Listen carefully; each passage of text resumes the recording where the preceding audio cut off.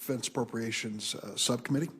We're going to start a minute or two early, which is unprecedented in the Senate, because we have votes scheduled, and I want to try to get as much testimony in as possible before we might have to break for a vote, should that occurrence arise soon. So I'll make my opening statement.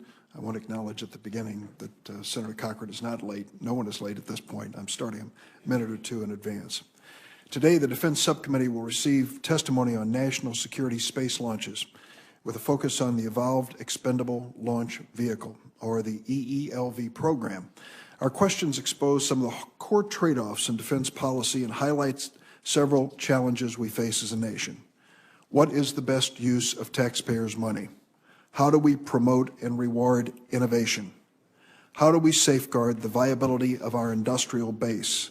How do we protect our competitive edge against other nations? We'll return to these questions and many others throughout the year as we review the President's fiscal year 2015 defense budget, which we received just this week. Today, we discuss the EELV program, which was created almost 20 years ago when the cost and risks of launching satellites were out of control. EELV missions launched the most important satellites developed by the Air Force, National Reconnaissance Office, and the Navy, not to mention NASA, and a fewer number of commercial customers. The program has been extremely successful in launching satellites that cost the U.S. taxpayers literally billions of dollars. The safety record of the Atlas V and Delta IV rockets made by the United Launch Alliance is remarkable, but we do have some concerns about the acquisition strategy and cost and future of that program. From 2011 to 2014, the amount the Air Force budgeted for an average of 6 satellite launches per year grew by 60% in that 3-year period. There are many answers as to why the program became more expensive, but the important question is, what should we do about it? Over the past 3 years, the Air Force has tried to control cost by stabilizing ULA production with a block buy of 36 rockets from ULA while fostering competition from new entrants such as SpaceX. The subcommittee needs to better understand the cost of the current program, how to ensure that competition is fair and presents the best value to the government, and whether we need to do more to ensure that we can deliver satellites on orbit in the most efficient and affordable manner. These decisions on how to purchase access to space could have lessons that are applicable to many other defense capabilities. Could the Pentagon learn to live with only one major supplier of rockets by better managing that industrial capability with smarter buying and better negotiating? Or should the Department of Defense be more forward-leaning and embrace companies that challenge the rules on how we normally run defense programs? It's been the general practice of the Appropriations Committee to direct questions about acquisition programs to the government officials responsible for the use of taxpayer money. Today, we're taking a different approach by going into the details of the EELV program with the 2 companies most involved in the upcoming competition, as well as 2 distinguished experts in space acquisitions. Their views and insights on the EELV program will inform the subcommittee's deliberations on the fiscal year 2015 budget request, and also shape our thinking about how the Department of Defense can best maintain access to space in a fiscally constrained environment.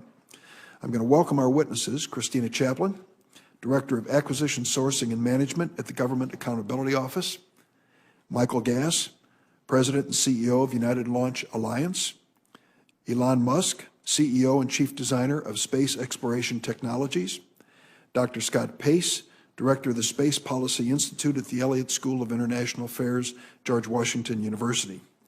I'm going to ask the witnesses to provide their 5-minute opening statements, but I note the presence of the ranking member of the Full Appropriations Committee, Senator Shelby of Alabama, and I'd like to give you an opportunity, if you wish, for an opening statement. Mr. Chairman, thank you very much. I will try to be brief because we have a distinguished panel here.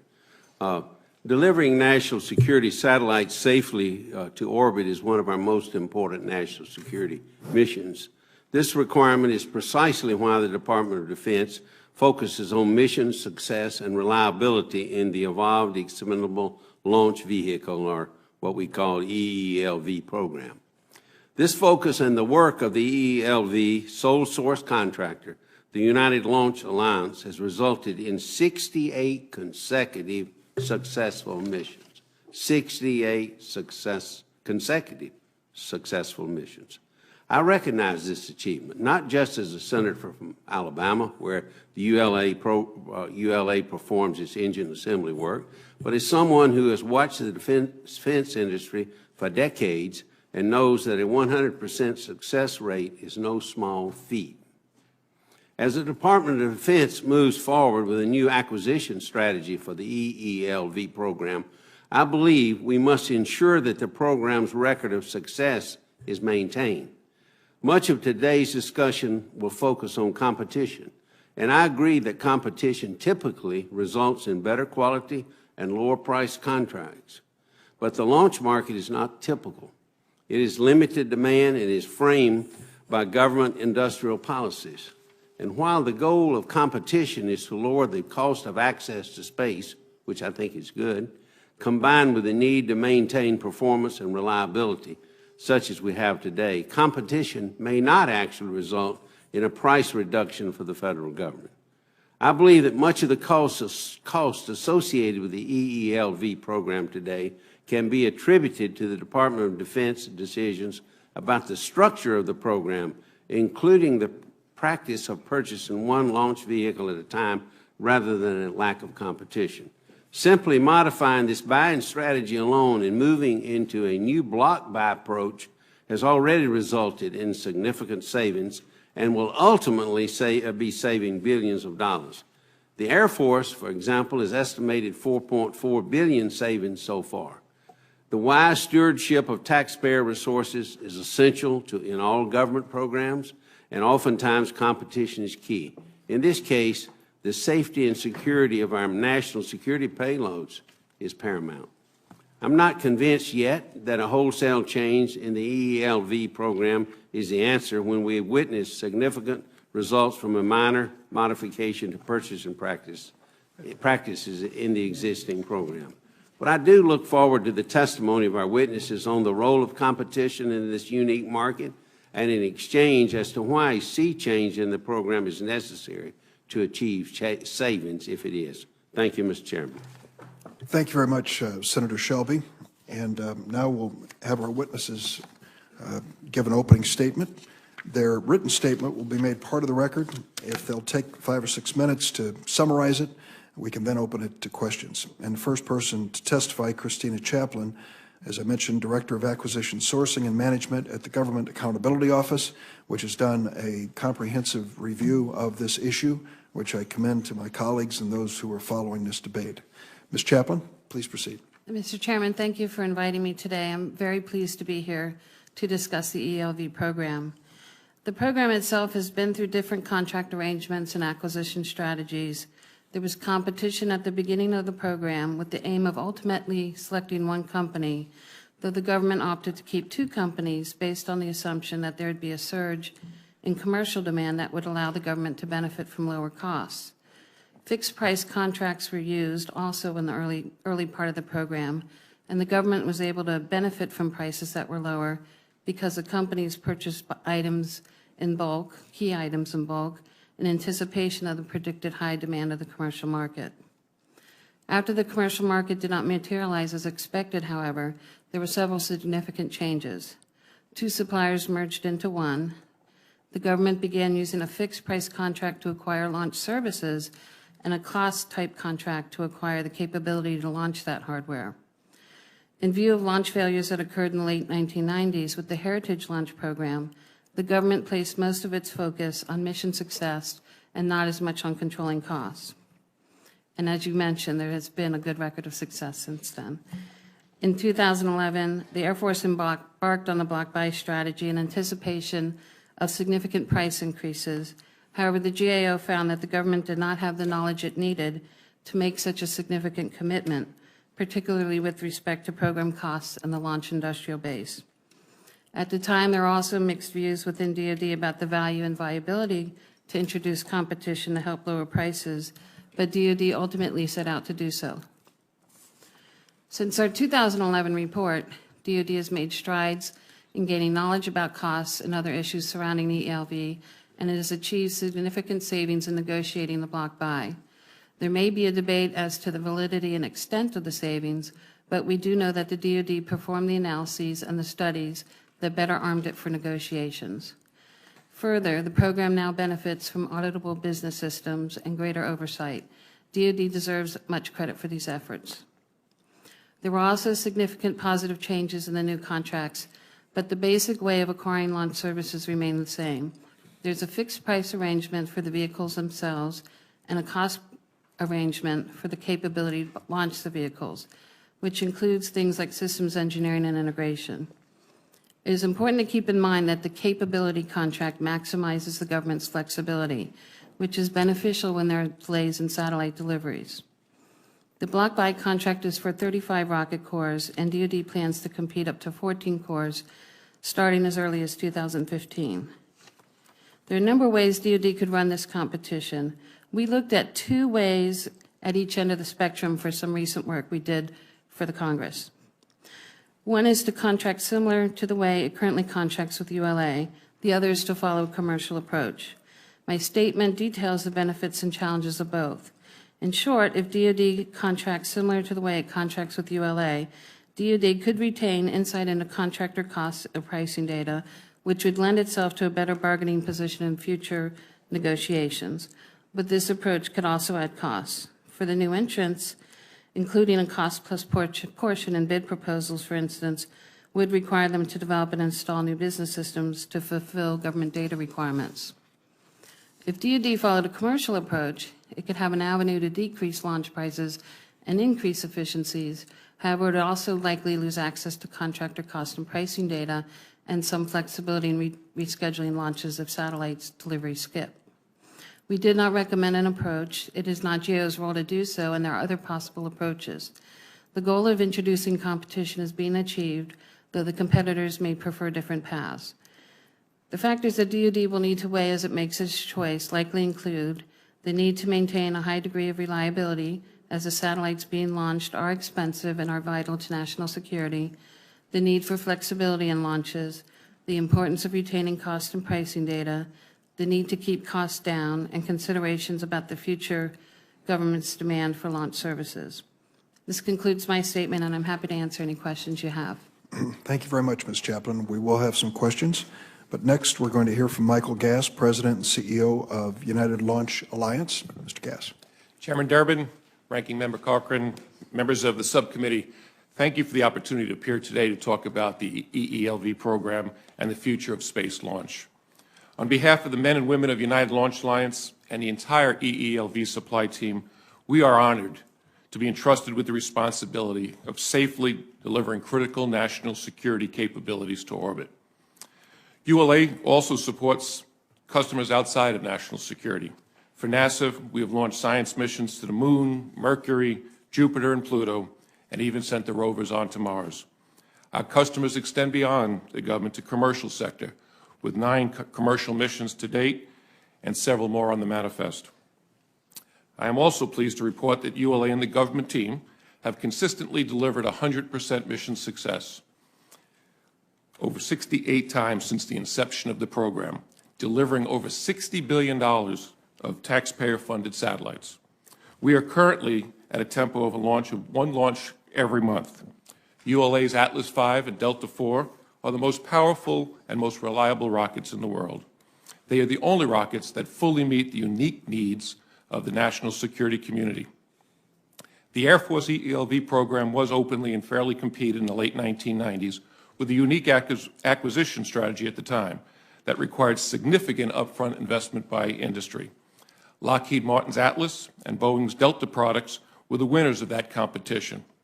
Over the past 17 years, the program has continued to deliver, meeting the needs of our nation effectively and efficiently.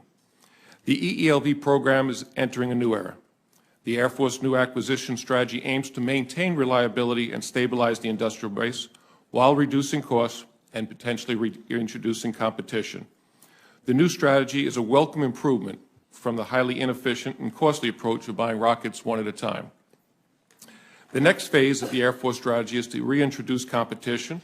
I believe there are important questions about how EELV competitions will be structured to ensure they are fair and open and whether competition will actually save the savings that is promised. Ultimately, the central question is whether savings from competition will be sufficient to offset the cost of duplicating existing capabilities. ULA was formed to enable assured access to space with 2 separate launch systems, with the recognition the market demand was insufficient to sustain 2 companies. We went from 2 competing teams and redundant and underutilized infrastructure to 1 team that has exceeded the savings of consolidation expectations. Looking to the future, ULA is investing in new technology and concepts to make our products better and more affordable. We are investing in internal funds to develop a capability to launch 2 GPS satellites at once, cutting launch costs almost in half. ULA, along with our government customers, is reviewing every requirement and every process to eliminate any unnecessary or inefficient elements. ULA also is aggressively expanding its customer base, both at NASA and in the commercial sector, with additional launches because improved utilization of the fixed infrastructure improves the cost for all customers. ULA and our industry partners are working closely with NASA's Space Launch System and other DoD programs to find opportunities to improve product designs and efficiently utilize existing industrial base infrastructure to lower the cost for all programs. On a personal note, I've been in this business for 35 years. I've worked with the government in every imaginable approach to buying launch services, from the traditional DoD contracting approaches to the commercial approaches, from buying rockets and blocks to buying them individually. I've also worked extensively in the international and commercial sectors. I was there in the 1990s when the commercial demand for launch was projected to be dozens of launches per year, only to have the projected commercial demand evaporate overnight. I believe leveraging the demand of the commercial sector is smart, but relying on commercial demand to enable national security carries huge risks, both to the rocket supplier and to its government customers. I've also experienced some of the launch industry's darkest days, such as in the late 1990s, prior to the EELV program, when the U.S. suffered a series of 6 major launch failures over a 10-month period. Those losses totaled billions of dollars and were a harsh reminder that launch is risky and extremely unforgiving. It's difficult to overemphasize the loss of national security those failures caused. I believe the impressive successes we achieved on EELV stem from the difficult lessons learned from those failures. These lessons include sustaining a laser focus on technical rigor and the importance of open and transparent relationship with our government customers and the acquisition strategies that align with customers' priorities. In summary, I believe the EELV program has been a major success for the nation. We will continue to provide the assured access the nation needs to deliver critical capabilities to orbit reliably and on schedule. We look forward to working with our government customers to further drive down costs without compromising the reliability and readiness. Thank you for the opportunity, and I look forward to your questions. Thanks, Mr. Gass. Elon Musk, CEO and Chief Designer of Space Exploration Technologies, the floor is yours. Thank you. Mr. Chairman. You want to turn on your, there we go. Mr. Chairman, Ranking Member Cochran, members of the committee, thank you for having me here today. SpaceX was founded to make radical improvements to space transport technology, with particular regard to reliability, safety, and affordability. Today, it is arguably one of the leading aerospace companies in the world, with nearly 50 missions contracted at a value of approximately $5 billion. We have launched our Falcon 9 rocket 8 times with a 100% success rate, including 4 launches for NASA, 3 which docked with the International Space Station, and have launched a sophisticated geostationary satellite for the world's leading satellite companies. We are restoring America's competitiveness in the global commercial space launch market as the only U.S. company that is consistently winning head-to-head competitions for launch opportunities at the world level. With respect to the ELV program, I have 5 points to make. The first is that the Air Force and other agencies are simply paying too high a price for launch. The impacts of relying on a monopoly provider since 2006 were predictable, and they've borne out. Space launch innovation has stagnated, competition has been stifled, and prices have risen to levels that General Shelton has called unsustainable. When the merger between Boeing and Lockheed's business occurred, the merger promised in the press release $150 million of savings. Instead, there were billions of dollars of cost overruns, and a non-McCurdy breach for the program exceeding 50% of its cost projections.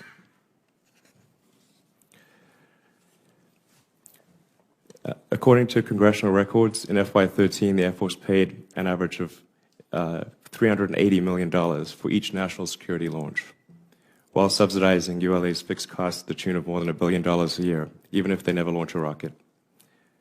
By contrast, SpaceX's price is well under $100 million, meaning a savings of almost $300 million per launch, which in many cases would pay for the launch and the satellite combined. So if you took something like a GPS satellite, which is about $140 million, you could actually have a free satellite with the launch. So our launch plus the satellite would cost less than just their launch, which is an enormous difference. And we seek no subsidies to maintain our business. To put this into perspective, had SpaceX been awarded the missions ULA received under its recent non-competed 36-core block buy, we would have saved the taxpayers $11.6 billion. Competition, point number 2, competition is coming to the national security market. This has been acknowledged. And we are ready to compete for that. In order to be certified as an ELV provider, SpaceX has had to meet a number of requirements that were never demanded of the incumbent provider.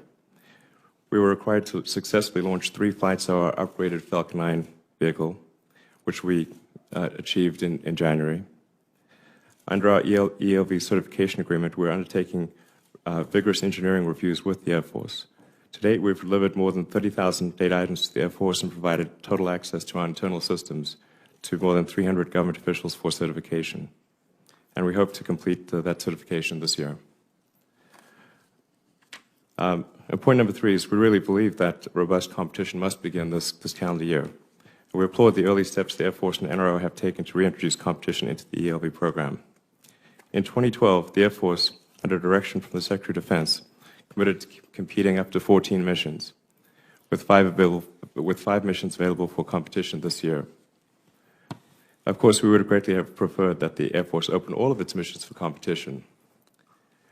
And we have serious concerns that the 5 missions that will be competed this year will not actually be, that these 5 missions will not actually be awarded this year. We've recently learned that perhaps only 1 will be awarded this year.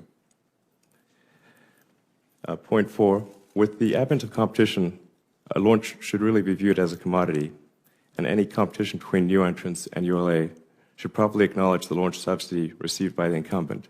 Consistent with federal procurement regulations and DoD acquisition directives, when a competitive environment exists, the government should use firm fixed price FAR Part 12 contracts that properly incent contractors to deliver on time and on budget.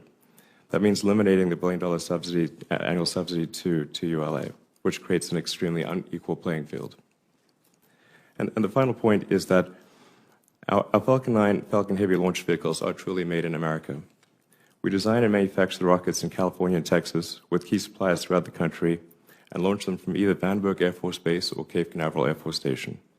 This stands in stark contrast to the United Launch Alliance's most frequently flown vehicle, the Atlas V, which uses a Russian main engine and where approximately half the airframe is manufactured overseas.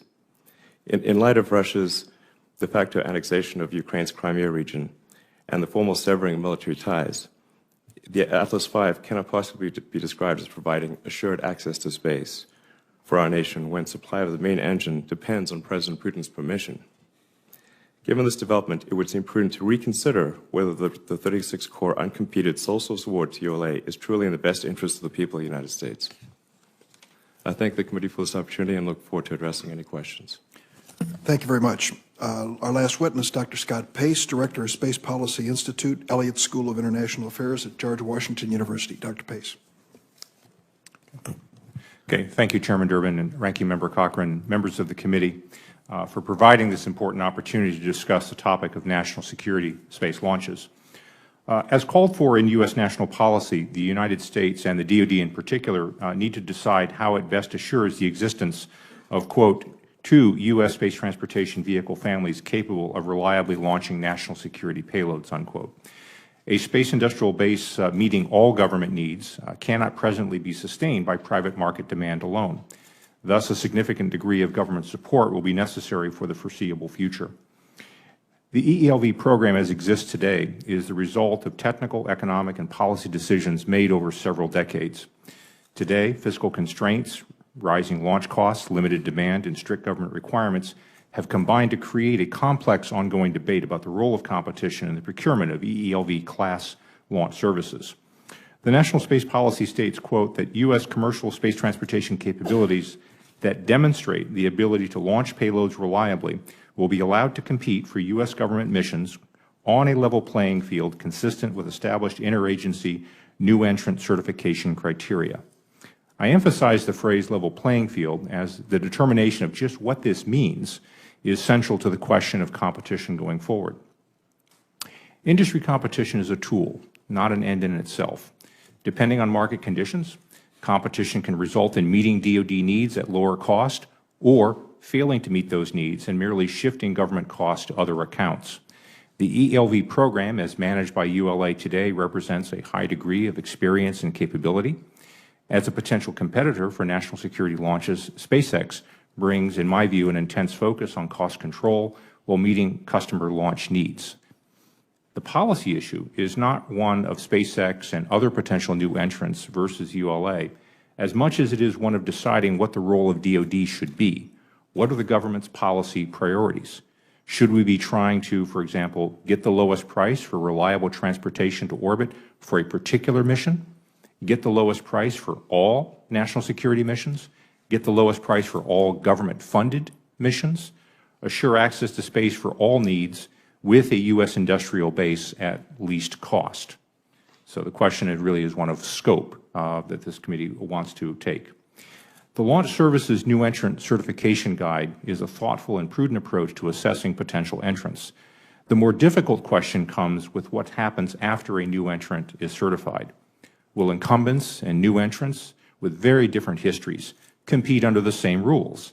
And whether they do or do not, what may be said about the rules themselves? Reliability and readiness have been the top priority for national security launches. Can the critical need for mission assurance be achieved at lower cost than the way we do it today? This certainly seems desirable, even plausible, but careful thought needs to be given as to what responsibilities and capabilities ought to remain within the government.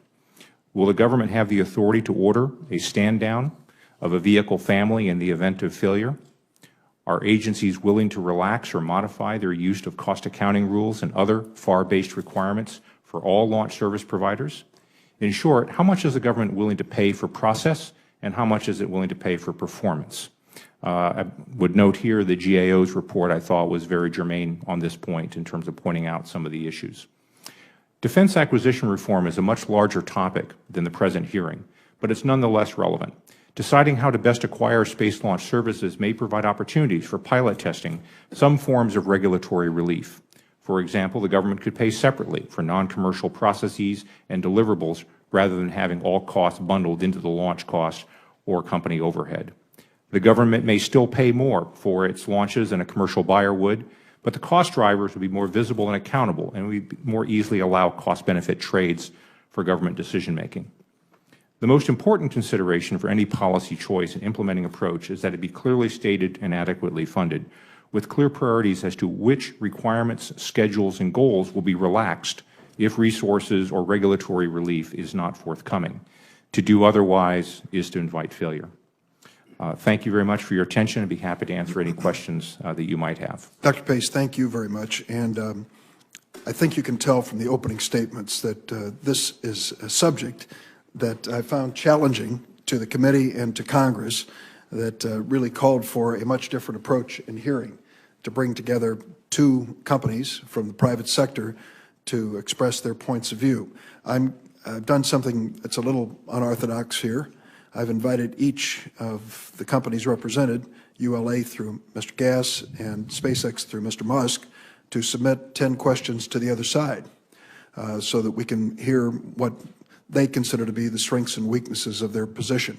And those will be submitted for the record, and I encourage each of them to respond appropriately and in a timely fashion. Let's get down to some specifics if we can.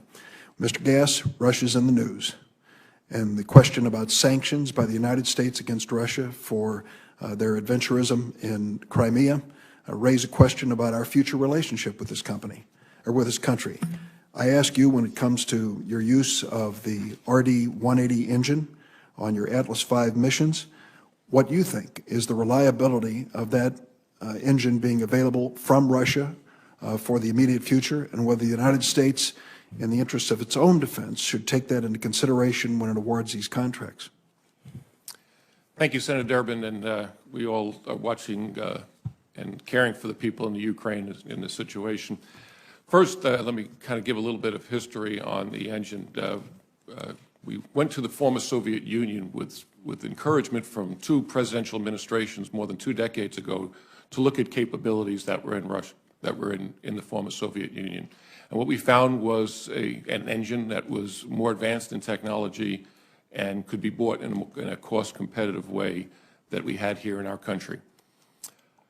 What we have done to protect and for that concern, since the day we started with that relationship more than 2 decades ago, we've protected the nation. And what do we do from United Launch Alliance? First and foremost, we have 2 years of safety stock inventory. Actually, today we have greater than that in country, and our ability to launch any of the near-term satellites that we need to do for national security. At United Launch Alliance, we have another product that is fully compliant and ready to support any of the missions. So from a nation, we are not at any risk for supporting our national needs. We've always kept our ability to not to be leveraged in the case of any kind of supply interruption. So I understand, for clarity here, you're saying that you have warehoused or stockpiled engines for 2 years, possible launches. What about the capacity to produce that same engine in the United States? Thank you, Senator Durbin. We have, as part of the deal that we signed with a company called RD Amros, was a joint venture of United Technologies and the company in Russia called NPO Energomash. We had a business deal where we could co-produce that engine. We bought all the blueprints and specifications, brought them into the country, and demonstrate that we can take the blueprints and specifications that were written in Russian, translated them, and in a full arm's length relationship, demonstrate we can build the most difficult products. And we've done that over several years. We invested hundreds of millions of dollars to prove that we have the capability to demonstrate our ability to build that exact engine. I've always encouraged the nation and to kind of follow what we saw in Russia, that they as a country invested consistently in propulsion technology. We have kind of fallen behind in advanced technology. When we went to Russia, there were things that they were doing that we found in our textbooks said was impossible. So, you know, it just shows that you can break the bounds of technology, and we have the ability now that we know how to do it and ready to do it. The people at United Launch Alliance and industry, the work that's being done at Marshall Space Flight Center and at the Air Force Research Labs has been pushing our envelope of technology. We need to stay on that constancy of purpose. Mr. Musk, one cannot help but be impressed by the numbers that you've given us in terms of the cost of your product measured against ULA. We start with the premise that Senator Shelby noted. ULA has a flawless record. It's been able to achieve the goals that we've set for them time and time and time again. Your suggestion is we've paid dearly for it and could pay a lot less now. I guess the question I need to ask, the premise of this, goes back to the creation of ULA. Do you believe it is possible to maintain 2 companies in competition for future launches? And could your company, with a record of success but more limited because of the time that you've been around, be able to compete without, for example, commercial business to sustain you when government budgets cannot? Yeah, absolutely.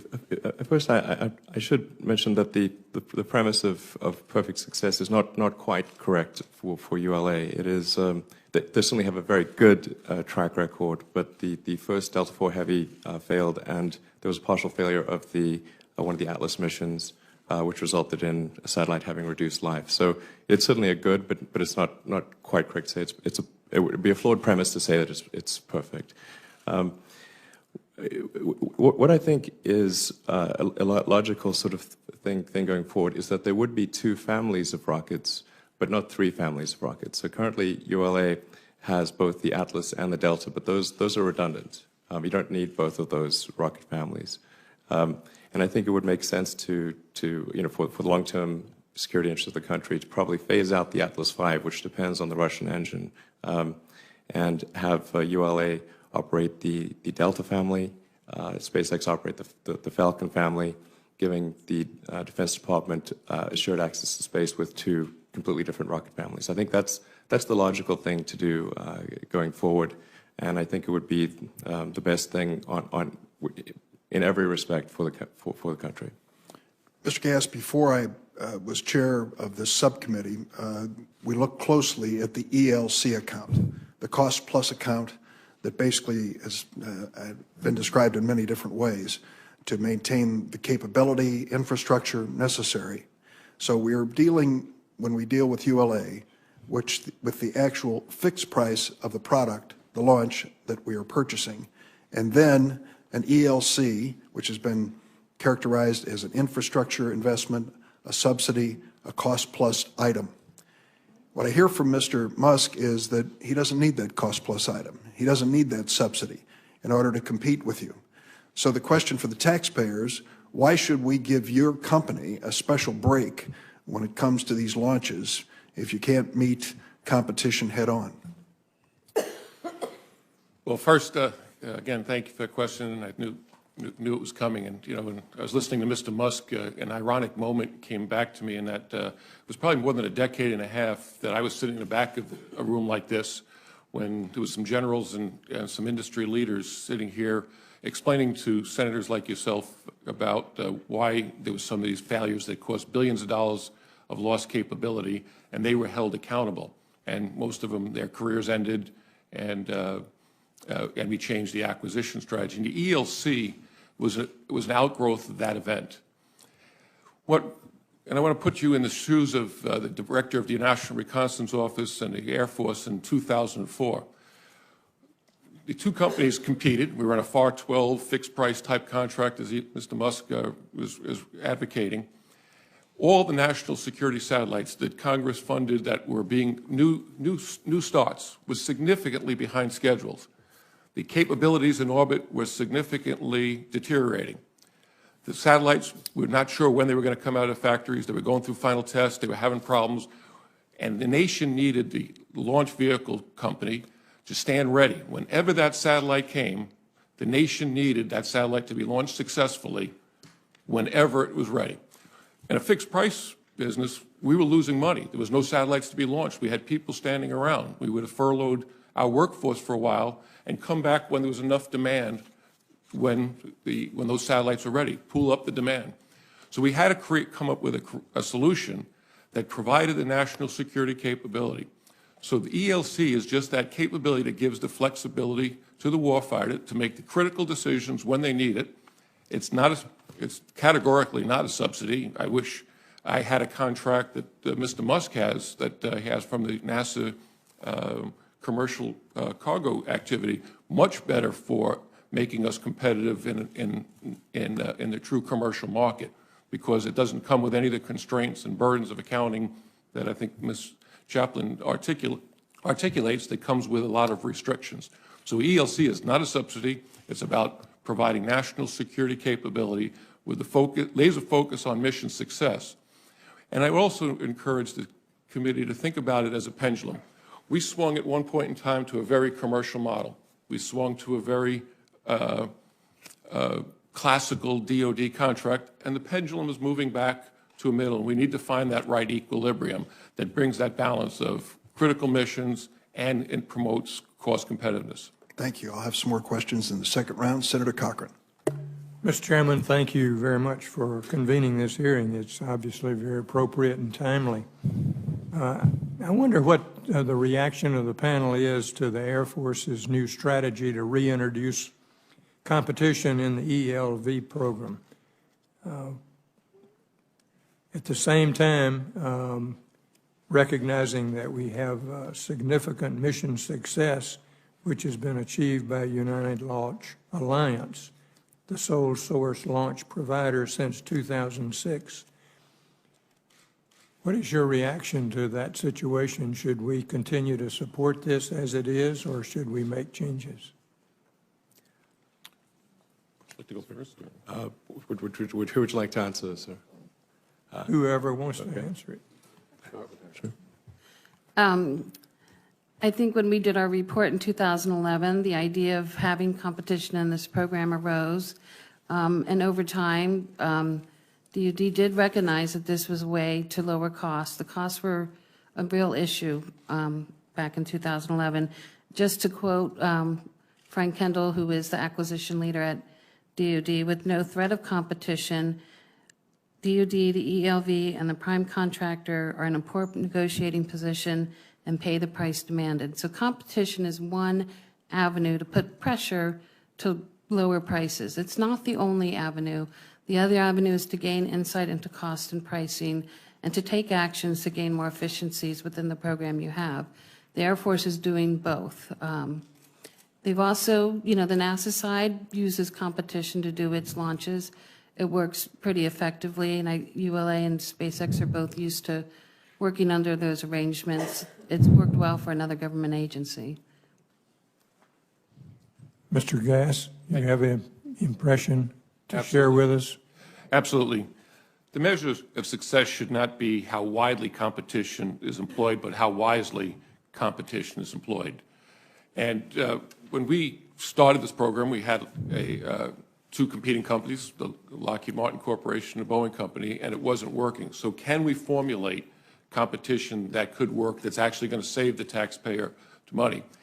And when you deal with the limited demand of the nation and some of the unique requirements that the nation is, how are we going to have that competition to be on a fair and level playing field? Some of the most unique missions clearly don't need multiple capabilities in this country. And if we talk about fair and level competition, is it 2 companies? Is it 3 companies? Is it 4 companies? When does it stop? And how do you limit other companies from wanting to participate and taking a niche of the product? I shared the story of when I was here about a decade and a half ago. I was running a program called the Atlas II. It was supporting DoD programs on a far competitive basis when we were launching basically the military satellite constellation. We had a block buy of Discus and UHF, which have been replaced by the WGS and MUOS in today's constellation. We had a block buy, fixed price, commercial contract. With that contract, we were able to compete for NASA for commercial missions fairly successfully. After those disasters, I was promoted, and I now had many launch capabilities. And I was cleared for some classified missions and recognized those missions can't work in a competitive commercial environment. Those capabilities are so unique that it just would not work. It would cost the government excess funds to stand up multiple companies to have that redundant capability. I always go back when I share with acquisition officers the story. Many years ago, I worked on the Tomahawk cruise missile program, and the country wanted to dual source and have competition. Well, the demand wasn't there. They told the companies, you're going to stay in business, and it quickly became a competition to win the losing share. There was no incentive to win the majority share, because if you don't have a winner-take-all, survival of the fittest kind of competition, and you know that you're going to be kept around, it also doesn't work.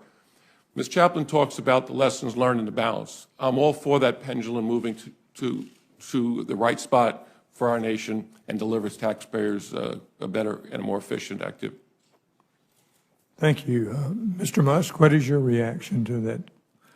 Well, I think as a country, we've generally decided that competition and the free market is a good thing, and that monopolies are not good. And it's interesting to note that from the point at which Boeing and Lockheed's launch business merged, from the point at which they stopped being competitors, the costs doubled since then. And I think the reality is when competition is introduced, reliability is a key factor in competition.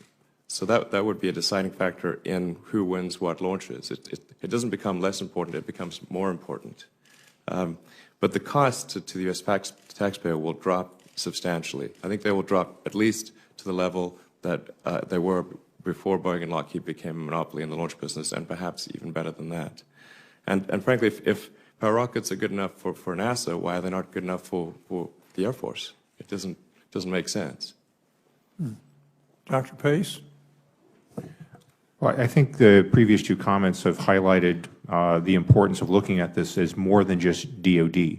That is, what actions occur in the commercial market, what actions occur with NASA, all affect the same industrial base. There isn't really a DoD space launch industrial base. There's a U.S. launch industrial base. And so what actions other agencies pursue has an impact here. As is mentioned, NASA has been successful in using more streamlined processes for buying its launches. I think it's also fair to say that NASA doesn't have the same policy requirements for assured access to space that DoD does. I dealt, when I was at NASA, with a lot of the science mission community, and they were plainly opportunistic. They would buy the best, most reliable vehicle they could at least cost. But they did not have the same policy imperatives for assured access to space for all their payloads that DoD does. So the question is, what does the government want? How much is it willing to give regulatory relief to move that pendulum back, and how much does it still want to have the kind of cost and data and pricing insights that it's traditionally asked for? And whatever it does, it needs to be done beyond just DoD, but needs to be looking at other government purchases, such as NASA practices. That would be my response. Yeah, thank you. Thanks, Mr. Chairman. Senator Feinstein. Thank you very much for holding this hearing. I'm not a newcomer to this issue. I think it was several years ago that ULA came in and talked to me, and all of these companies are in California in one way or another. And so I've had a great interest in trying to follow this, Mr. Chairman, and I don't believe that the promised savings of eliminating competition have materialized. The cost to the government, to the taxpayer, really has skyrocketed. Behind me is a chart from the GAO's written testimony for this morning's hearing. It depicts the cost of the EELV program since its inception. The red line shows when ULA was formed. So the cost of this program before and after competition for space launch, depicted by the red line, is startling. Since 2006, when ULA was formed, space launch costs have increased from $613 million to $1.63 billion in FY14. That's a 166% increase for the program overall. Mr. Musk mentioned, and he's correct, that in 2012 this program triggered a Nunn-McCurdy breach when average procurement unit costs grew 58.4% against both the original 2004 and 2007 modified baseline. Most startling, the most recent independent cost estimate from the Cost Assessment and Program Evaluation of DoD projects the program will cost close to $70 billion through 2030. I welcomed Secretary Kendall's acquisition decision memorandum dated November 27th, 2012. And I'd like to submit this for the record, if I may, Mr. Chairman. The memo states, and let me read it, I direct the Air Force to aggressively introduce a competitive procurement environment in the EELV program by competing up to 14 corps with initial contract awards as early as 2015 for missions that can be flown as early as 2017. And then it gave specific directions to the Secretary of the Air Force, which I think will be interesting to read. Unfortunately, it appears the Air Force is not living up to the direction provided by the Undersecretary. According to information provided to my office, it appears the Air Force is going to delay and reduce the number of corps that will be competitively procured before FY17. and I think that's really a shame. I have three quick questions. Mr. Musk, SpaceX has achieved, as you just pointed out, 3 consecutive successful launches of its Falcon 9 rocket. That's the major requirement for being certified for competition for EELV contracts by the Air Force. So what challenges, if any, do you expect from the Air Force certification process? The Air Force certification process appears to be going quite well, and we're not aware of any issues that would prevent us from being certified to fly missions and completing that certification this year. We are concerned about any delays in the contracting, and hopefully those delays don't materialize. And as I mentioned in my earlier testimony, I think in light of recent events on the international stage, it may be wise to consider whether procuring the Atlas as part of the 36 core block buy, which is a 5-year buy, as was mentioned earlier by Mr. Gass. They only have a 2-year supply of engines, and yet this is a 5-year contract for the 36 cores. So if there are any sanctions or if there's any issue with supply of those engines, there will not be assured access to space for the Atlas V. Now, according to the Kendall memo that I just mentioned, new entrants should be able to begin competing for up to 14 EELV launches by FY15. Do you expect the Air Force to live up to the requirement imposed upon it by Undersecretary Kendall? I'm very hopeful that the Air Force will adhere to that requirement. So you believe that you will be able to compete for 14 EELV launches by FY15? I'm highly confident that we will be able to do so, yes. Good. Thank you very much, Mr. Chairman. Thank you, Senator Feinstein. Senator Shelby? Thank you, Mr. Chairman. Mr. Musk, you recognize, excuse me, in your statement for the record that the Air Force's acquisition approach requiring detailed cost data, accounting, auditing, and other mission assurance requirements adds, these are your words, adds substantial overhead costs to the taxpayer for oversight of a largely mature booster core. Yet, when you compare SpaceX and the ULA launch prices, do you ignore the fact that the ULA currently complies with the mandates that you acknowledge add substantial overhead costs? It seems like your price estimates compare apples and oranges. And why should, Mr. Musk, why should SpaceX be exempt from the same auditing, oversight, and accounting rules that DOD requires of the United Launch? If SpaceX is required to comply with those specific requirements, how will that impact the cost of your launch vehicle? Is that, you understand? Certainly. So we provide full and detailed insight into all of our costs. We've been doing so for a long time to NASA, and we're also providing that to the Air Force. So the government has complete insight into our cost structure.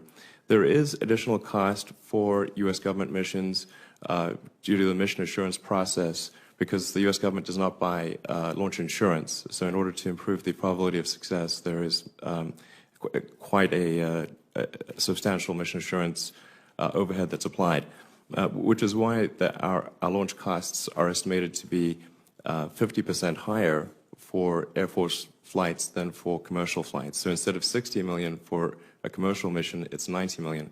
But that compares to more like $380 million for United Launch Alliance.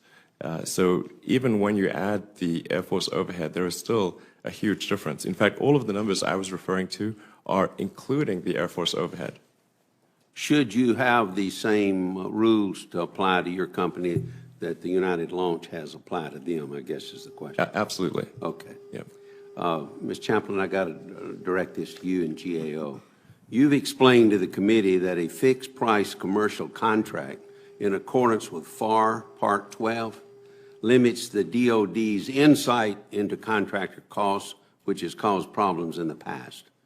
Could you describe for the committee the problems that have occurred in the past and your view of the utility in ensuring that DOD continues to acquire detailed cost data going forward? whoever's doing it. Okay. I would like to say when there was commercial contracts used at the beginning of the EELV program, the suppliers did not have to follow those requirements. When the EELV program transferred into using a cost type arrangement for one of its contracts, then they were required to have those systems. And the reason those systems are there is when you have a cost type contract, the government needs to validate those costs. They're not just paying some price, they are paying the costs incurred. So you need standard certified systems to ensure those costs incurred are valid. They include things, overhead, pensions, everything that's allowable that the company incurs while it's making that product or producing that service. If going into this competition, DoD chooses the commercial approach, those requirements will not be required of either party. If they choose the approach they're using now, the requirements will be imposed on both parties. The systems do provide good data. They give you insight into costs. They give a uniform way of measuring. They help impose discipline on a program. There's a lot of value, and it was a long, hard fight to get those in the current program. It was not easy. It's not an easy accomplishment to do. After a time period where you weren't required to do that, that was also tied to these lot buys early on in the program. So it's reasonable why that wasn't required in the very beginning. So there's value to these requirements, but under a commercial approach, the bottom line is price, and those requirements wouldn't be required of either party. Mr. Musk, would you concede that 68 consecutive launches is a great record? I would, although I'd like to point out that there were two highly publicized failure investigations, one for Delta IV Heavy, one for Atlas. The Air Force conducted failure investigations. ULA has a very good track record. It is just not quite as perfect as 68 perfect launches. Mr. Gass, you have any response to that? We measure the mission success by our customers' declaration. And so if they declare that the satellite and the mission is a success, we use the same record. And why it's that important, because our profit is tied to a mission success. If we don't deliver it, it's not only we forfeit our profit, but potentially get a penalty. So the declaration is about the on-orbit capability, and that's how we measure success. Mr. Musk, in October 2012, I believe this is right, a secondary payload aboard a SpaceX Falcon 9 rocket was sent into the wrong orbit because one of the 9 Merlin engines powering the rocket failed. What recourse did the owner of the secondary payload have in that situation to recover damages? In other words, what's next? What was next? Right. Well, by ULA's definition of success, that mission was perfect. No, that was perfect, although you went into the wrong orbit and so forth. You're saying that's perfect. So the primary mission, which was to deliver the Cassiopeia satellite, was 100% successful. There was a secondary satellite that was an optional objective that was not part of the primary mission. But as I said, if you accept ULA's definition of perfect success, then that mission was perfectly successful. Mr. Gass? It would not be declared successful. If that was a contracted requirement, we would. He would say it was successful by his criteria, but you'd say it was not successful. Right. By yours. You know, we could have a debate about success, but if it's considered an experiment and the rocket was supposed to perform all the capabilities and it didn't, that's a different kind of business arrangement. But in our measure of success, we put margins in. The anomalies that Mr. Musk referred to that we had on United Launch Alliance, there was design margins. The margins came into play, and we were able to successfully deliver the satellite. It is an incredibly risky business, and everything needs to work perfectly. Dr. Pace, you have any comment on that? I would add more from as a former analyst, with NASA, that getting detailed understanding of the prices and costs. Prices we understood, I think, with SpaceX. Understanding all the costs, I think, was somewhat more difficult. SpaceX did not have, when I was at NASA, the detailed level of business accounting systems that we were used to on other projects. So we had a very robust dialogue with SpaceX people, and we got a lot of information. There's a lot of cooperation. But I would have to say that really understanding all those costs to the same level of detail was hard to come by. And so eventually in some areas we said, you know, there's some magic going on SpaceX. We don't fully understand, but we appreciate the results. Again, how much is the government willing to pay and impose on SpaceX on these contracts? If it's not willing to impose those kind of detailed reporting requirements, are they willing to relax them, you know, on other players? Thank you. Thank you, Mr. Chairman. Thank you, Senator Shelby. In this round, I'm going to take what I consider, after listening to the testimony and reading the background here, the best arguments on both sides and ask you each to address them. I'll preface my question to Mr. Musk as follows. In this new job, I'm traveling around the United States, seeing some amazing capacity that we have developed. Newport News, the very best when it comes to building submarines, aircraft carriers. Head up to Connecticut, helicopters. Wherever you go in this country, California as well, Boeing in the Midwest, you see some exceptional companies doing exceptional work, keeping us as safe as possible. And they all say to me, Mr. Chairman, if you keep cutting these budgets, we're going to be laying off the best workers in the world. And when you need us, if you ever need us, we won't be there. So you've got to find a way to maintain our capacity to build, even if we're not at war, even if our budgets are going down. When I heard Mr. Gass explain the EELC, I think that's what I heard. He suggested there was a time when the workers were idle. They weren't being called to have as many launches as they were in the past. And so the ELC, some call it subsidy, some call it something else, is basically there to maintain capacity, even if the demand is not there. So let me ask you this. What kind of risk do we run as a country to jeopardize the capacity of ULA by eliminating the subsidy or not factoring it into the bid so that ultimately war, no war, good budget, bad budget, when we need them, they'll be there? Sure. Well, the reality is that today there's a steady cadence of Air Force and NRO missions every year.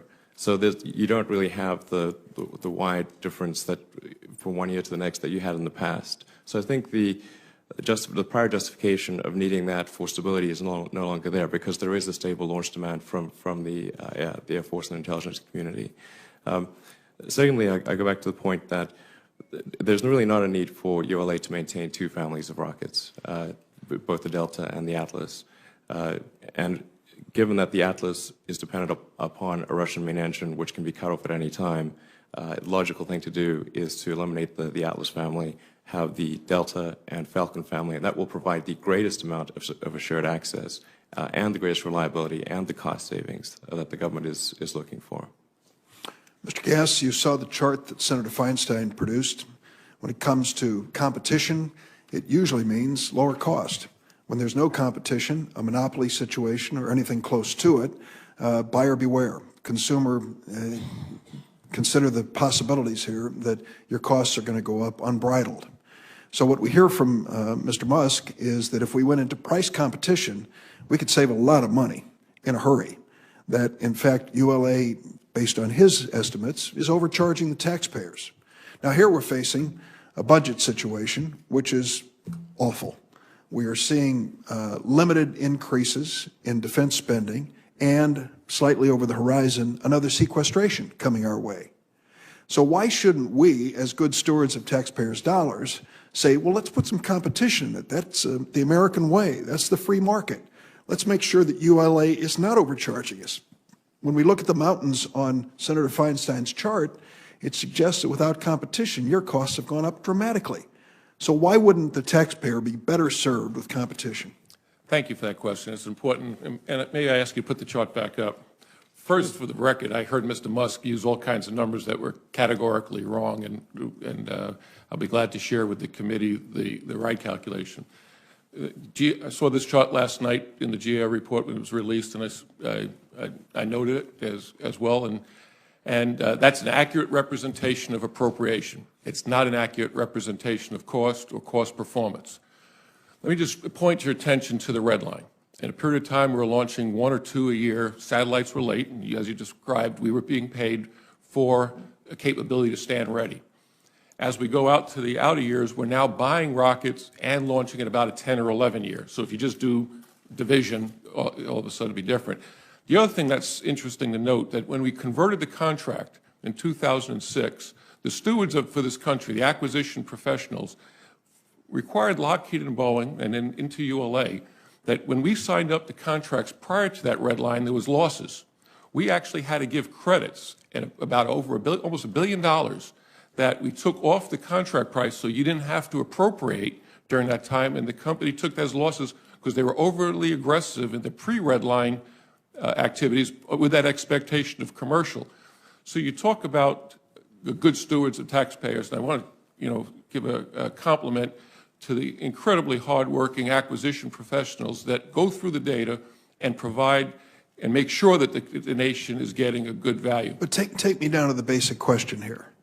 Price competition is going to give the taxpayers a lower cost, is it not? It can, if it's on a fair and open playing field, and everybody has to have the same requirements. The problem with that statement is if everybody has to have the same requirements, and there's certain requirements that you don't need, there'll be excess capacity because there's just not enough work for two. And if everybody has to have it, it could create excess cost. The other example that I gave before when I talked about the Tomahawk cruise missile, if you know you're not going to lose, and it's not a winner-take-all, you may not have the right kind of incentives. At the same time that Ms. Feinstein shows the increase in the appropriation, there was a period of time where we had a contract that was not incentivizing cost performance. We had what we call an award fee contract, where requirements could creep up. And as a company, an award fee, if we said no and pushed back on the requirements, you get negatively rewarded on your profit rate. Today, the Air Force fixed that. We have a very clear contract that's aligned on the priorities. That's one, mission success is a major portion of our profit, and we have a cost incentive contract on ELC. We have to year-over-year improve. We signed up to a greater than a 5% year-over-year improvement. It's already in the contract, and we're incentivized to improve upon that. And so it's the right kind of contract for the time frame. The period of time where the satellites were not coming on a regular basis is a different time frame than where we are today. I came into the building and talked to the DoD officials as early as 2008, seeing that things were going to get more stable, that we needed to change the acquisition strategy. And it took us to 2012 for us to do that, but it's on the right path. Senator Cochran.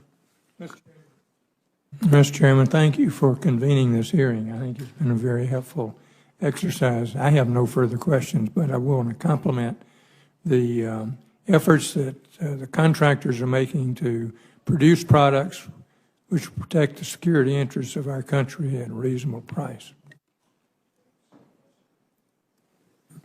To Mr. Gass, I'm trying to remember how many years ago we met, but it was quite a few.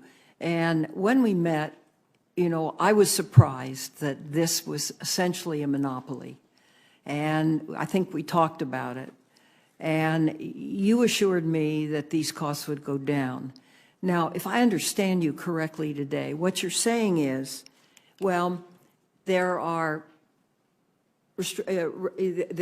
we have to follow one set of restrictions and they follow another set of restrictions. And I don't quite understand this. Would you oppose an open competition if all the rules across the board were the same? Would ULA actually say, we don't want to compete with SpaceX? Absolutely not. Thank you. Absolutely not. ULA is ready and willing and able to compete on any field. See, I would think that would be your answer. And I would think that that would be satisfactory because, after all, competition is the American basic demand for the accordance of a contract. So what keeps us from doing this? Basically, SpaceX doesn't have all the capabilities nor the requirements. So if you think about it, if SpaceX's requirements have to come down and some of our requirements have to be eliminated till we get that level playing field. Okay. Mr. Musk, respond to that. If this is the heart of the matter, respond to it. Yeah, I believe SpaceX can manage all of the Air Force requirements. We might argue that maybe some of those requirements shouldn't be there, but we will meet whatever requirements the Air Force asks of us, and we believe we can manage all of the Air Force's satellites and then some. How much of this is in the fixed price competition versus cost plus? Well, I think fixed price competition is the better way to go. When there is competition, the logical thing to do is to go for a fixed price, because otherwise, if you compete it and it's cost plus, then it gives the companies the opportunity to raise their prices effectively as their costs grow subsequent to the competition. Do you have a problem with that, Mr. Gass? I think it's important that the government understands what it's buying. I shared the story about the times when we had failures and I was working on a fully fixed price contract. And then when I was cleared for some missions that I know that you're well aware of, those kinds of missions is very difficult to support on a fixed price basis. The operational needs, the changes in schedules, the care and feeding that some of the satellites need, the unique facilities. We talk about the rockets, but we're required to have special handling equipment, nitrogen purges for some of the, to protect some of the most sensitive sensors that are on some of these satellites. Very unique capabilities that only the national security needs. They're not commercial commodities. And right now, the way we're doing the contracting today, when we use the term ELC, we're applying those costs to all missions. And it goes back to the roots of how the EELV program was established, and it was come from a General Moorman report in the 1990s. And the goal was to lower costs for the nation across all of our national launch security needs, not one mission area or not. So on average, our costs have come down. The program is greatly successful, and we're continuing to drive the cost down, and the productivity is improving.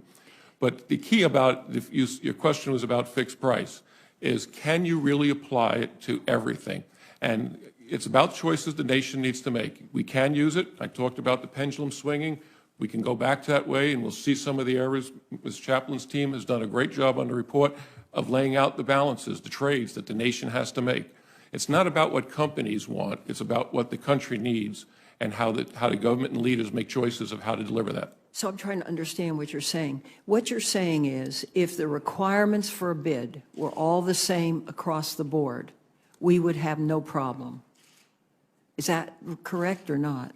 It would be fine for the competition, but just yesterday, in the 14th Air Force out in California, had to make some mission switches between NASA and the Air Force. They just gave direction. A NASA mission was late. An Air Force mission moved in. Another NASA Air Force mission took priority. Another NASA mission was moved out. If we were on a fixed price world, that would be a series of contractual actions, potentially not having the capability to accommodate that because it took some money to create that flexibility. In a fixed price world, that operational flexibility is not there for the warfighter, but it works for competition. May Mr. Musk respond to that? Would you respond to that? Certainly. So I think the logical thing to do is to do a fixed price competition for the basic vehicle, and then to the degree that there are mission unique requirements, that which is a fairly small part of the mission, that would be cost plus. So if the Air Force says, well, there's a unique national security satellite, it's going to require these additional changes to the rocket or to the mission, or it's going to require priority, then that just that incremental piece it would be logical to make that cost plus. But the vast majority of the contract would be fixed price. Thank you. Thank you very much. Thank you, Mr. Chairman. We're talking about competition, real competition, and if you can get it, it's the best thing in the market. We all know that. Dr. Pace, in a classic market of multiple buyers and sellers, competition generally produces quality products and lower prices. The launch market is characterized by limited demand, few suppliers, and multiple government industrial policies. Therefore, lowering the cost of access to space while retaining performance and reliability may not result in price decrease for buyers. We don't know. If DOD has to pay, for example, new entrants for the infrastructure and labor costs now included in the EELV launch capability contract, how would duplication of existing infrastructure result in lower launch costs for DoD? A lot of us are concerned that recreating the wheel could actually increase overall costs compared to what DoD is currently paying. Would you have a comment on that? That's certainly possible. I think what we could see happening is that the introduction of competition could lower the cost as a virtue of lower prices for a wide category of services. There's a number of missions that I think SpaceX, for example, could certainly compete for. There are a number of missions that it may take a while before SpaceX can compete. As mentioned, the Delta IV class systems, although eventually it may compete for those as well. So the question is, what do you want the industrial base to actually look like? If you break these costs out, if you charge extra for non-commercial processes, is the government willing to pay for that, or do they prefer the convenience of bundling all that up? I could imagine a situation where Atlas exits the market, as described, where Falcon takes over for most of that. We're still retaining the Delta IVs, and that is a much more segmented market. But as a result of that segmentation, you'll simply have a new set of monopolies. You'll have areas where only the Delta is going to be meeting that until SpaceX develops new products. You may have situations where only the Falcon is meeting other needs. So you'll be swapping the number of players around. You'll be breaking costs out in a more clean way. But whether total costs go down for the government, I think is still something to remain to be seen. How important is quality? In other words, the 68 straight launches, successful launches, important to DoD, for example? Well, I think it's absolutely crucial, because what's happened so far is that we as a government have paid for reliability and readiness. I would also say that SpaceX is accumulating launch experience at a very, very rapid rate. Every one of those Falcons that goes off, that's 10 engines, as I understand, that are being qualified. So their rate of experience is building up quickly, but ULA has a longer range of experience with a wider range of payloads. So it's really two things that are quite different from each other. Thank you. Thank you, Mr. Chairman. Mr. Chairman, I do have a number of other questions I'd like to submit for the record. Certainly. And if there are no further questions in today's panel, I want to thank all of you for being with us. Dr. Pace, Mr. Musk, Mr. Gass, and Ms. Chaplin, thank you for your contribution today. There will be written questions coming your way, and we hope that you will respond to them in a timely fashion so we can make this report available to the public, and this meeting of the subcommittee will stand adjourned. Very interesting. Good hearing.